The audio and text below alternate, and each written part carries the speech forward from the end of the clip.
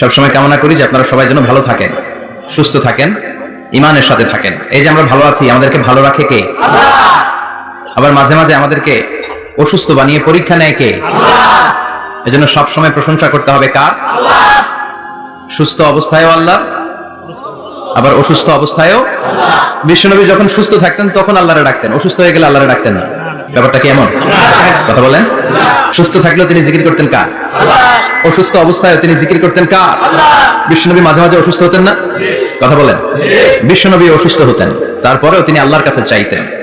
বিশ্বনবী বলতেন ইযা সাআলতা ফাসআলিল্লাহ, যখন চাইবা আল্লাহর কাছে চাও। কার কাছে? না খাজা বাবা, ল্যাংটা বাবা, বড় হুজুর, মেজো হুজুর, ছোট হুজুর, কার কাছে? সহজ না হিসাবটা? ইযা সাআলতা ফাসআলিল্লাহ, যখন চাইবে তো আল্লাহর কাছে চাও। ওয়া ইযা ইসতাআনতা ফাসতাইন বিল্লাহ, সাহায্যের দরকার কার কাছে সাহায্য চাবা? কেউ যেটা পারে না পারে কে? আল্লাহ। কেউ যেটা বোঝে না বুঝে কে? আল্লাহ। কেউ যেটা দেখে না দেখে কে? আল্লাহ। পৃথিবীর সবার চোখকে ফাঁকি দিলেও আপনি কি আল্লাহর চোখ ফাঁকি দিতে পারবেন? আল্লাহ ইজ ওয়াচিং ইউ, আল্লাহ সুবহানাহু ওয়া তাআলা ইজ অবজার্ভিং ইউ। আল্লাহ আপনারা দেখছেন। আপনি ঘরের ভেতরে দরজা বন্ধ করে রাত্রিবেলা সুইচ অফ, পর্দা টানিয়ে দিয়েছেন, লাইট অফ, সব বন্ধ, পাপ করেছেন, অন্যায় করেছেন, পৃথিবীর কোনো চোখ দেখে নাই, কাক পক্ষীও টের পায় নাই। টের পেয়েছে কে? ওনার চোখকে ফাঁকি দেওয়া যায়? পুলিশের চোখ ফাঁকি দেওয়া যায় কি যায় না? পুলিশ আসলেই জনগণের বন্ধু, ঠিক কিনা? আল্লাহ আমার পুলিশ ভাইদেরকে তুমি কবুল করো। তো এই পুলিশের চোখও কিন্তু ফাঁকি দেওয়া যায়, যায় না? র্যাবের চোখ ফাঁকি দেওয়া যায় না? বিডিআরের চোখ, পরীক্ষার হলে ম্যাজিস্ট্রেটের চোখ, ম্যাজিস্ট্রেট আছে না এদিকে? আছে দু একজন। তো এই ম্যাজিস্ট্রেটের চোখও কিন্তু ফাঁকি দেওয়া যায়। বিমানবন্দরে যাত্রীরা যখন নামে তখন জিজ্ঞেস করে কোত্থেকে আসছে, গোল্ড আছে কিনা, বার আছে কিনা, এটা আছে কিনা, ওইটা আছে কিনা। এই যে বিমানবন্দরের কাস্টমস অফিসারের চোখ ফাঁকি দিয়ে অনেকে স্বর্ণ নিয়ে আসে, এরকম ডাকাইত আছে না? নাই। তার মানে বিমানবন্দরের কাস্টমস অফিসারের চোখও ফাঁকি দেওয়া যায় কি যায় না? তো পুলিশের চোখ ফাঁকি দেওয়া যায়, র্যাবের চোখ ফাঁকি দেওয়া যায়, বিমানবন্দরের কাস্টমস অফিসারের চোখ ফাঁকি দেওয়া যায়, কিন্তু আল্লাহর চোখ ফাঁকি দেওয়া যায়? চিল্লায় বলেন ফাঁকি দেওয়া যাবে? এজন্য কেউ যেটা দেখে না দেখে কে? আল্লাহ। কেউ যেটা শোনে না শোনে কে? আল্লাহ। কেউ যেটা বুঝে না বুঝে কে? আল্লাহ। এজন্য চাইবেন কার কাছে? নাকি দয়াল বাবার কাছে? দয়াল বাবা রে দয়া করো আমারে, কি সুন্দর মিলাইছে। দয়াল বাবারে দয়া করো আমারে। দয়াল বাবা আপনার কিচ্ছু করতে পারে না। এটাই হচ্ছে খালেস তাওহীদের ধারণা। তাওহীদ মানে একত্ববাদ, ওয়াননেস অফ গড। স্রষ্টা যে একজন, সবাই আমরা এক কেন্দ্রিক হব, শুধু উনার কাছে চাবো, উনার কাছে কাঁদবো, মনের জ্বালা যন্ত্রণা শুধু উনিই পূরণ করতে পারেন, ঠিক কিনা? এটার নাম তাওহীদ। এটার নাম কি? তাওহীদেরই মুর্শিদ আমার মুহাম্মাদের নাম বলো, মুহাম্মাদের নাম। আল্লাহর নাম জপলে বুঝতে পারি আল্লাহরই কালাম, বলো মুহাম্মাদের নাম। ওই নামেরই রশি ধরে যাই আল্লাহর পথে, ওই নামেরই ভেলায় চড়ে ভাসি নূরের স্রোতে, ওই নামের বাতি জেলে দেখি আরশের মুকাম, বলো মুহাম্মাদের নাম। পড়েন তাওহীদেরই মুহাম্মাদের নাম বলো, মুহাম্মাদের নাম। আল্লাহর নাম জপলে বুঝতে পারি আল্লাহরই কালাম, বলো মুহাম্মাদের নাম। চিল্লায় পড়েন আল্লাহু আকবার। এটার নাম তাওহীদ। আমরা এক আল্লাহয় বিশ্বাসী। ইযা সাআলতা ফাসআলিল্লাহ, যখন কিছু চাইতে হবে কার কাছে চাইবেন? যখন বিপদে পড়বেন কার কাছে চাইবেন? আপনার মনের জ্বালা যন্ত্রণা দূর করতে পারে কে? ব্যবসায় সফল হতে চান, আপনারা সফল বানায় দিতে পারে কে? আপনার ছেলে নাই মেয়ে নাই, ছেলে মেয়ে দিয়ে কলিজাটারে ঠান্ডা করতে পারে কে? এজন্য কার কাছে চাবো? আল্লাহ ছাড়া কারো কাছে চাওয়া যাবে? কথা বলেন। আল্লাহ তুমি বুঝার তৌফিক দাও, আর জোরে পড়েন আমিন। এজন্য প্রত্যেক সালাতের পরে আমরা পড়ি রাদিতু বিল্লাহি ওয়া বিল ইসলামি ওয়া বি মুহাম্মাদিন নাবিয়্যান ওয়া রাসূলা। আল্লাহর রব হিসেবে পেয়ে আমরা খুশি না বেজার? বিশ্বনবীকে নবী হিসেবে পেয়ে খুশি না বেজার? ইসলামকে ধর্ম হিসেবে পেয়ে খুশি না বেজার? কোরআনকে সংবিধান হিসেবে পেয়ে খুশি না বেজার? আজকের মাহফিলে আসতে পেরে খুশি না বেজার? কম না বেশি? আমরা সবাই খুশি, পরিমাণে বেশি। আওয়াজ করে পড়েন আল্লাহু আকবার। তাহলে রাদিতু বিল্লাহি রাব্বা, রাদিতু বিল্লাহি। প্রত্যেক সালাতের পরে এই দোয়াটা পড়েন তো, এই দোয়াটা পড়বেন, রাদিতু বিল্লাহি রাব্বা। আমরা আল্লাহকে রব হিসেবে পেয়ে খুশি, কারণ তিনি এমন রব, তিনি আমাদের মনের সব আকুতি জ্বালা যন্ত্রণাকে সমাধান করে দিতে পারেন। চিল্লায় বলেন ঠিক কিনা? তিনি এমন রব, আমরা গোপনে কিছু করলেও তিনি দেখেন, প্রকাশ্যে কিছু করলেও তিনি দেখেন, সূচনাহীন অতীত থেকে তিনি আছেন, শেষহীন ভবিষ্যৎ পর্যন্ত তিনি থাকবেন। চিল্লায় বলেন তিনি কে? আল্লাহ। এজন্য রাব্বুল আলামিন বলেন হুয়াল আউয়াল ওয়াল আখির ওয়াল যাহির ওয়াল বাতিন ওয়া হুয়া বিকুল্লি শাইইন আলীম। আল্লাহ বললেন আমি প্রথম, আমি শেষ, আমি প্রকাশ্য, আমি গোপন। ঠিক কি না? প্রথমে কে? আল্লাহ। আওয়াজ করে বলতে হবে প্রথমে কে? আল্লাহ।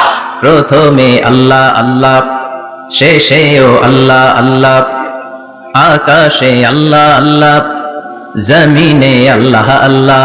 চিল্লায় পড়েন প্রথমে আল্লাহ আল্লাহ, শেষেও আল্লাহ আল্লাহ, আকাশে আল্লাহ আল্লাহ, জমিনে আল্লাহ আল্লাহ। নিখিল জাহান গাই গুণগান তার নামে গাই, আমরাও গাহি তাআলা হামদে বারি তাআলা, হামদে বারি তাআলা, হামদে বারি তাআলা।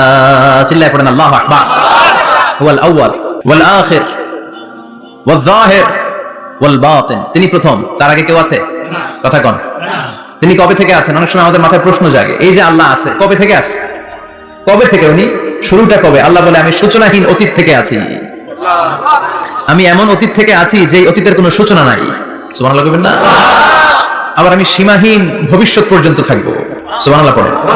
এমন ভবিষ্যৎ যেটা সীমা নাই, এমন অতীত যেটা শুরু হয় নাই, তিনি হচ্ছেন আল্লাহ। চিল্লায় বলেন তিনি কে? আল্লাহ। এজন্য আমরা বলি রাদিতু বিল্লাহি রাব্বা, রব হিসেবে আল্লাহ তোমারে পেয়ে আমরা খুশি। এজন্য আমাদের ইবাদতের সব জায়গায় এই রবের নামের গুণগান আছে না নাই?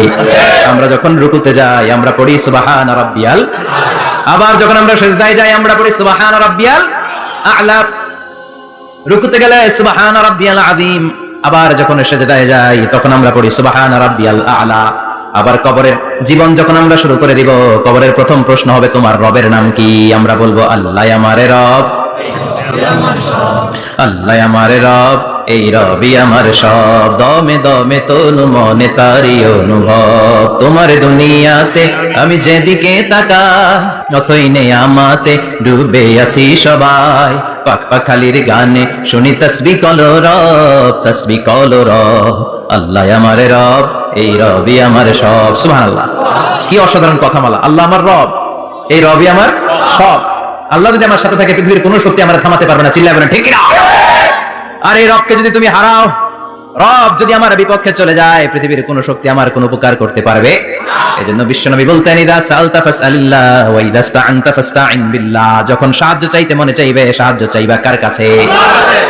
আমাদের কোনো গুরুত্বপূর্ণ ঘটনা ঘটলে, গুরুত্বপূর্ণ লাইফ ইভেন্ট ঘটলে, কিংবা আমরা কোনো বিপদে পড়লে সবার আগে আমরা ফেসবুকে শেয়ার দিই, ঠিক না? কথা কোন? ফেসবুক অ্যাকাউন্ট নাই কার কার দেখি? ওই আল্লাহর ওলিদেরকে একটু দেখে রাখি। মাশাআল্লাহ, অনেকের নাই, অনেকের ফেসবুক অ্যাকাউন্ট নাই। তো এটাকে ভালো কাজে লাগানো উচিত। যেটাই আমরা করি এটা যেন ইসলামের পক্ষে যায়, ঠিক কি না? মিন হুসনি ইসলামিল মারই তারকুহু মা লা ইয়ানিহি। ব্যক্তির ইসলামের সৌন্দর্য হচ্ছে যে অনর্থক কাজ ব্যক্তি করবে না। যে কাজে সওয়াব আছে, যে কাজে কল্যাণ আছে, ব্যক্তি শুধু ওই কাজটা করবে। চিৎকার করে বলেন ঠিক কি না? অনর্থক কাজ করা ঠিক না, অনর্থক কথা বলা ঠিক না, অনর্থক সম্পদ নষ্ট করা ঠিক না, অনর্থক টাইম পাস করা ঠিক না। কারণ মুমিন জানে মা ইয়ালফিযু মিন কাউলিন ইল্লা লাদাইহি রাকিবুন আতীদ। মুমিনের জিহ্বা দিয়ে যা বের হয় তার প্রতিটি শব্দ পাই পাই করে হিসাব নিবে কে? আল্লাহ। আমাদের জীবনে অনর্থক কথা আছে না নাই? চায়ের দোকানে বসলে অপ্রয়োজনীয় আলাপ, নিজেরও কাজে লাগে না, ফ্যামিলিরও কাজে লাগে না, ইসলামেরও কাজে লাগে না, খালি খোঁচাখুচি ঠেলাঠেলি বাড়ায়। এরকম ডাকাত আছে না নাই? অপ্রয়োজনীয় কথা, অপ্রয়োজনীয় কাজও আছে না নাই? এদেশে দেদারসে মানুষ করে বেড়াচ্ছে অপ্রয়োজনীয় কাজ। হুজুরে পাইলে হাজার হাজার ছবি আছে না নাই? এটা অপ্রয়োজনীয় না? হজে গিয়েছিলাম, কমসে কম 10,000 ছবি তুলছে আমার সাথে হাজিরা। অপ্রয়োজনীয়, প্রয়োজন নাই। এসেছে ইবাদত করতে, হুজুর একটা সেলফি। ইয়াং ছেলেপেলারা সেলফি তুলে বেশি। আর বুঝলাম না আঙ্গুল দুটো এরকম করে রাখে। আমি বললাম এটা কি? তো হুজুর ইটস গ্যাংনাম স্টাইল। এটা কি? Gangnam style. এরকম বাঁকা করে থাকবে আর এরকম দুটো ছবি তুলবে। এগুলো অনর্থক। মুমিন ওই কাজ করবে যে কাজটা constructive, fruitful for him, for his family and for the society. যেটা তার নিজের কাজে আসবে, যেটা তার ফ্যামিলির কাজে আসবে, যেটা সমাজের কাজে আসবে।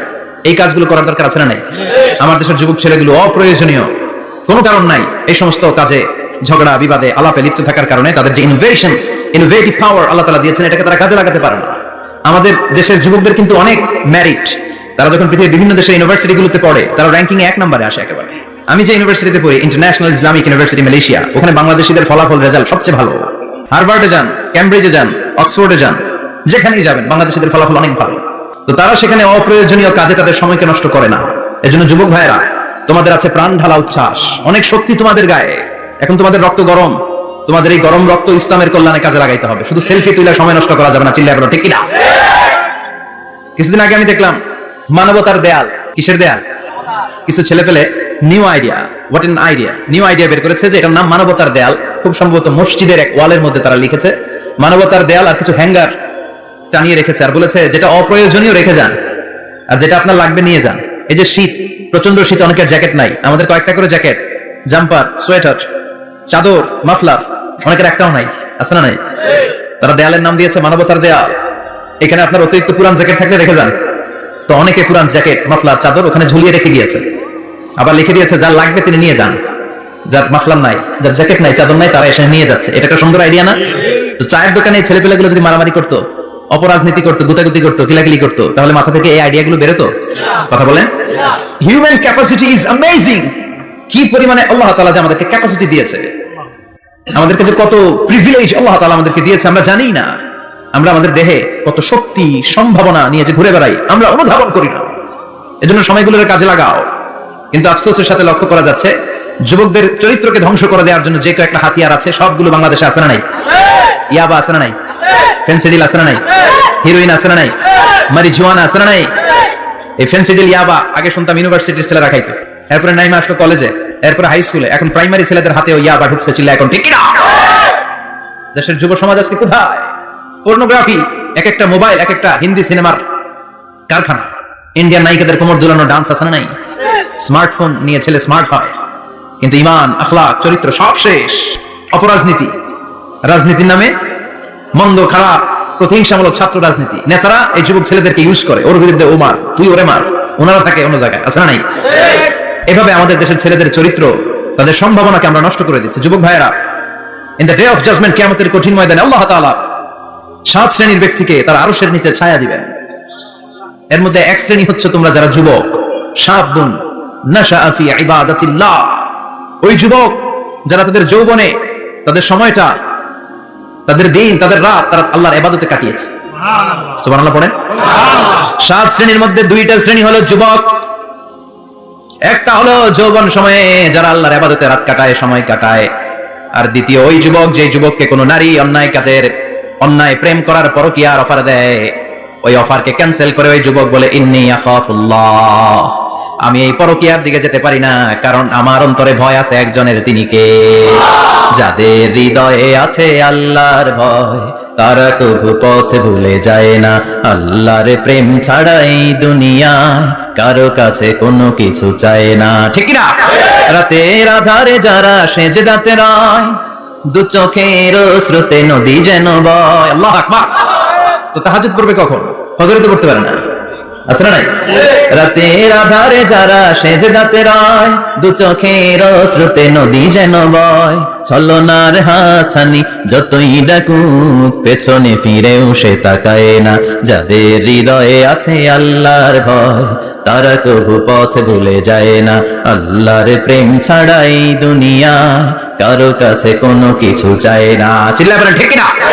তার মানে প্রথম হচ্ছে এক যুবক, যেই যুবক তার যৌবন কালের সময়টা আল্লাহর ইবাদতে কাটায়। দ্বিতীয় হলো এমন যুবক পরকীয়ার অফার পেয়ে সে বলে আমি ভয় পাই একজনকে, তিনি কে?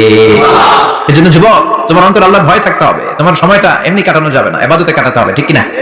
এজন্য আমরা নামাজের পরে বলি রাদিতু বিল্লাহি রাব্বা, আল্লাহকে রব হিসেবে পেয়ে আমরা খুশি। তারপরে বলি ওয়াবিল ইসলামি দীনা, ইসলামকেও দিন হিসেবে পেয়ে আমরা খুশি না বেজার? খুশি না? আপনি খুশি হইলে আপনার লাভ, খুশি না হইলে আপনার লস। ইসলামের বিজয়কে সমুন্নত করবে কে? ইসলামের পতাকা পতপত করে হোয়াইট হাউসের উপরেও একদিন ঝুলবে। চিল্লায় বলেন ঠিক না? আল্লাহ বলেন খবরদার, ফু দিয়ে ইসলামের বাতি তোরা নিভাতে পারবি না। ইউরিদুনা লিয়ুতফিউ নূরাল্লাহি বিআফওয়াহিহিম ওয়াল্লাহু মুতিম্মু নূরিহি ওয়ালাউ কারিহাল কাফিরুন। ইসলাম বিরোধীরা চায় মুখের ফুৎকারে ইসলামের বাতিকে নিভিয়ে দিতে। আল্লাহ বলে খবরদার, ষড়যন্ত্র করে লাভ নাই, ইসলামের বিজয় আমি নিশ্চিত করে দেব। স্যামুয়েল হান্টিংটন একটা বই লিখেছে, দ্য ক্লাশেস অফ সিভিলাইজেশন। ওই বইতে তিনি বলেছেন এই যে সভ্যতার সংঘাত এত সভ্যতা, চায়না সভ্যতা, আর্য সভ্যতা, বৈদিক সভ্যতা, সিন্ধু সভ্যতা, মহেঞ্জোদারো সভ্যতা, ইরাকীয় সভ্যতা, মিশরীয় সভ্যতা, একটার পর একটা সভ্যতা পৃথিবীতে এসেছে, একটার পর একটা সুপার পাওয়ার। এখন সুপার পাওয়ার হচ্ছে ইউনাইটেড স্টেটস অফ আমেরিকা, ধারণা করা হচ্ছে এরপরে চায়না হবে সুপার পাওয়ার, আবার অনেকে বলছে এরপরে ইন্ডিয়া হবে সুপার পাওয়ার। এভাবে একটার পর একটা সুপার পাওয়ার যাওয়ার পরে সর্বশেষ যে সুপার পাওয়ারটা পৃথিবীর বুকে মাথা উঁচু করে দাঁড়িয়ে থাকবে সেটার নাম হচ্ছে ইসলাম। সেটার নাম কি? তার নমুনা গোটা বিশ্বব্যাপী আছে না নাই? ইসলামকে যত দমাইতে চায় এটা আরো উপরের দিকে ওঠে। সুবহানাল্লাহ কইবেন না? ইসলামের বৈশিষ্ট্য হচ্ছে চারা বীজের মতো। চারা বীজ তো আপনারা চিনবেন, নিমসারের মানুষ বীজ। ইসলাম হচ্ছে বীজের মতো। ইসলামের শত্রুরা ইসলামকে মাটিতে গেড়ে দিতে চায়, কিন্তু ইসলাম হচ্ছে বীজের মতো, চারা বীজ। চারা বীজ মাটিতে গেড়ে দিলে কি হয়? কথা কন, আরো গজিয়ে ওঠে, মাটি ফেলে উপরের দিকে ওঠে, চিৎকার করে বলেন ঠিক না? ইসলাম হচ্ছে টিউবের মতো। টিউব, পুকুরে যারা নতুন সাঁতার কাটতে যায় ডুবে যাতে মারা না যায়, টিউব নিয়ে সাগরের মধ্যে নামে। এই টিউবকে যত আপনি পানির নিচে ডুবাতে চাইবেন, টিউব আর উপরের দিকে ভেসে ভেসে উঠে। সুবহানাল্লাহ পড়ে। ইসলামকে তোরা চিনে নাই? ইসলাম হচ্ছে চারা বীজের মতো। ইসলাম হচ্ছে টায়ারের টিউবের মতো। এটার যত নিচের দিকে নামাইতে যায়, এটার বৈশিষ্ট্য হচ্ছে এটা ধাক্কা মারলে এটার উপরের দিকে ওঠে। সুবহানাল্লাহ কইবেন না? গোটা বিশ্বব্যাপী আজকে ইসলামের গণজোয়ার, হাজার হাজার লোক কালিমা পড়ে মুসলমান হচ্ছে। গত কিছুদিন আগে আফ্রিকাতে এক লোক এক গ্রামের কয়েক হাজার মানুষকে এক ময়দানে দাঁড় করিয়ে একসাথে শাহাদাতের বাণী পাঠ করিয়ে মুসলমান বানায় ফেলছে। এই আফ্রিকার বুকে এতদিন আমেরিকার কাজ ছিল, এটার বলে তানসীর, Christian missionary. Lakh lakh dollar দিয়ে আফ্রিকার দেশগুলোর মধ্যে গরিব গরিব মুসলমানগুলোর তারা নাসারা বানাতো। এই বিষয়টা যখন মুসলিম স্কলারদের নজরে এলো, এখন গোটা বিশ্বের সব মুসলিম স্কলাররা আফ্রিকায় যে ইসলামের দাওয়াতকে প্রচার করে দিচ্ছে। গ্রামকে গ্রাম খ্রিস্টান সম্প্রদায় লা ইলাহা ইল্লাল্লাহ মুহাম্মাদুর রাসূলুল্লাহ। ঝিনুকের ভেতর লুকিয়ে থাকে যেমন মতি, ঝিনুকের ভেতর লুকিয়ে থাকে যেমন মতি, কালমা শাহাদাতে আছে আল্লাহর জ্যোতি, কালমা শাহাদাতে আছে আল্লাহর জ্যোতি। পড়েন সবাই। ঝিনুকের ভেতর লুকিয়ে থাকে যেমন মতি, ঝিনুকের ভেতর লুকিয়ে থাকে যেমন মতি, কালমা শাহাদাতে আছে আল্লাহর জ্যোতি, কালমা শাহাদাতে আছে আল্লাহর জ্যোতি। ঠিক না? এই জ্যোতি যদি একবার কারো হৃদয়ের মধ্যে স্থান করে নেয়, এই নুরানি আলোর ছোটা যদি কারো হৃদয়ের মধ্যে জায়গা দখল করে নেয়, পৃথিবীর কোনো মতাদর্শ তার অন্তরের মধ্যে আর থাকতে পারে না। গ্রামকে গ্রাম আফ্রিকাতে এখন কালিমা পড়ে পড়ে মানুষ মুসলমান হয়ে যাচ্ছে। সুবহানাল্লাহ। একদিন আমেরিকার হোয়াইট হাউসের উপরেও কালিমার লা ইলাহা ইল্লাল্লাহর পতাকা পতপত করে উড়বে। চিল্লায় বলেন ঠিক না? এজন্য আমরা বলি ওয়াবিল ইসলামি দীনা, ইসলামকে ধর্ম হিসেবে পেয়ে আমরা খুশি না বেজার? ইউরোপ, আমেরিকাতে মসজিদের সংখ্যা বাড়ছে, দাওয়াতি কাজের সংখ্যা বাড়ছে। এমনকি হার্ভার্ড ইউনিভার্সিটিতে, অক্সফোর্ডে, ক্যামব্রিজের ভেতরে, MIT, Massachusetts institute of technology, সায়েন্সে যারা পড়ে এদের স্বপ্ন এমআইটির ভিতরে ইসলাম ঢুকে গেছে। এজন্য ইসলামের আলোকে কেউ নিভিয়ে দিতে পারবে? ইসলামের গতিকে কেউ থামিয়ে দিতে পারবে? এটা অসম্ভব। এজন্য ইসলামের বিজয় সুনিশ্চিত। আমরা যারা লেগে থাকতে পারবো, আমাদের কপালকে উজালা করে দিবে কে? আর বিরোধিতা যারা করবো তাদের সব শেষ, দুনিয়াও শেষ, আখিরাতও আমও শেষ, সালাও। এজন্য আমরা বলি রাদিতু বিল্লাহি রাব্বা, আল্লাহ তোমার রব হিসেবে পেয়ে আমরা বড্ড খুশি। ওয়াবিল ইসলামি দীনা, ইসলামকে ধর্ম হিসেবে পেয়ে আমরা খুশি। ওয়াবি মুহাম্মাদিন রাসূলা, বিশ্ব নবীকে রাসূল হিসেবে পেয়েও আমরা খুশি না বেজার? এমন রাসূল, গোটা বিশ্বের শ্রেষ্ঠতম রাসূল, শ্রেষ্ঠতম ব্যক্তিত্ব, যার কাছ থেকে পজিটিভ কোনো জিনিস ছাড়া নেগেটিভ কোনো জিনিস প্রকাশিত হয় নাই। সব ইতিবাচক, always come back positive, not go back negative. সব সময় পজিটিভ বলতেন, পজিটিভ ভাবতেন, পজিটিভ কাজ করতেন। কোন নেগেটিভ, নেতিবাচক কোনো কিছু বিশ্বনবীর জীবনে খুঁজে পাওয়া যায় না। চিল্লায় বলেন খুঁজে পাওয়া যায়? As a father, as a husband, as a commander, as a lawyer, as a reformer of the society, Muhammad is the superman of the world. গোটা বিশ্ব এখন তাকে সুপারম্যান ভাবতেছে, boss, boss of the all buses.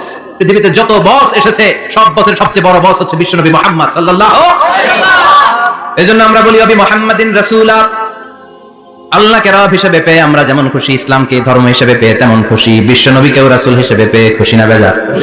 কথা কন। এই বিশ্বনবীর ভালোবাসা যদি অন্তরে না থাকে, জান্নাতে ঢোকা যাবে নাকি? আল্লাহর ভালোবাসা, বিশ্বনবীর ভালোবাসা অন্তরে থাকার দরকার আছে না নাই? আল্লাহকে যে পাইতে চায়, হযরতকে ভালোবেসে, আরশ কুরসি লৌহ কালাম না চাইতে পেয়েছে সে। হযরতকে ভালোবেসে, আরশ কুরসি লৌহ কালাম না চাইতে পেয়েছে সে। চিল্লায় বলেন ঠিক কিনা? নবীর ভালোবাসা অন্তরে থাকতে হবে। তাহলে তিনটা জিনিসের ঘোষণা আমরা দেই নামাজের পর। আল্লাহকে রব হিসেবে পেয়ে আমরা খুশি, ইসলামকে ধর্ম হিসেবে পেয়ে খুশি।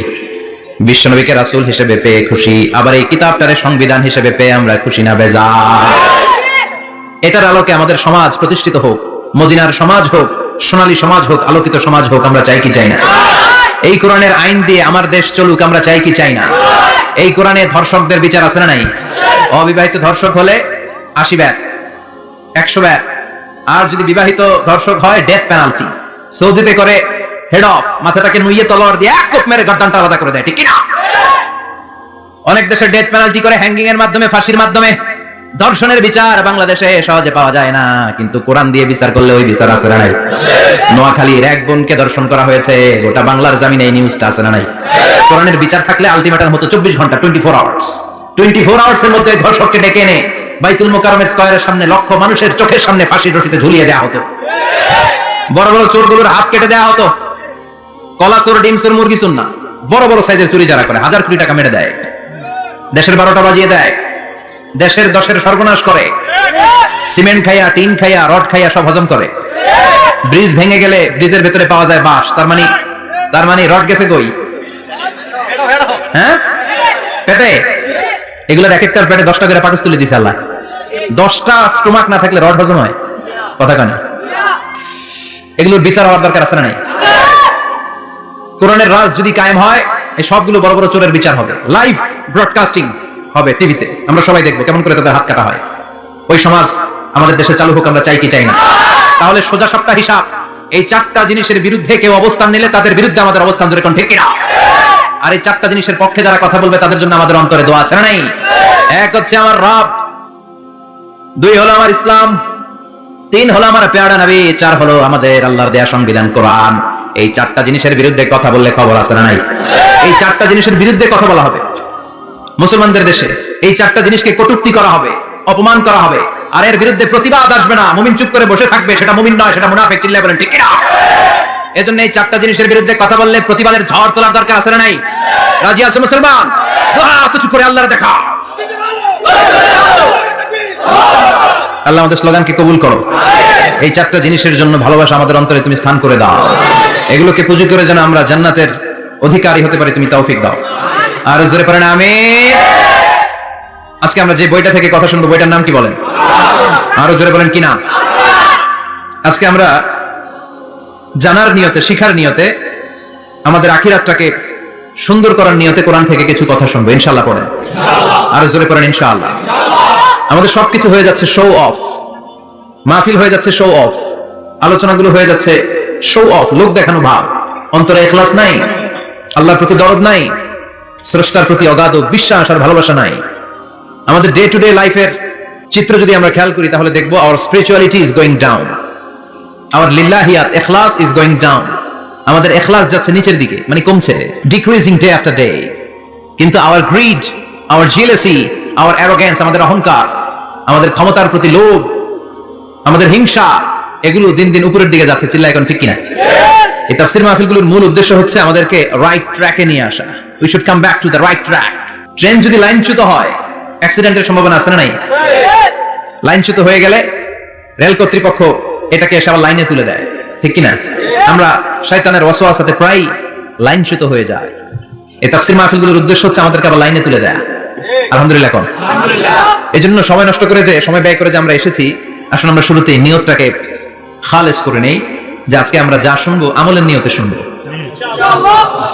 ইখলাসের সাথে শুনবো, নিজেকে পরিবর্তন করার জন্য শুনবো, আমার আখিরাতটাকে, আমার জান্নাতটাকে সুন্দর করার জন্য শুনবো। তো আমরা খুব লম্বা চূড়া বক্তব্যের দিকে যাব না, সংক্ষিপ্ত কিছু কথা সরাসরি আমরা কোরআন থেকে শুনবার চেষ্টা করব।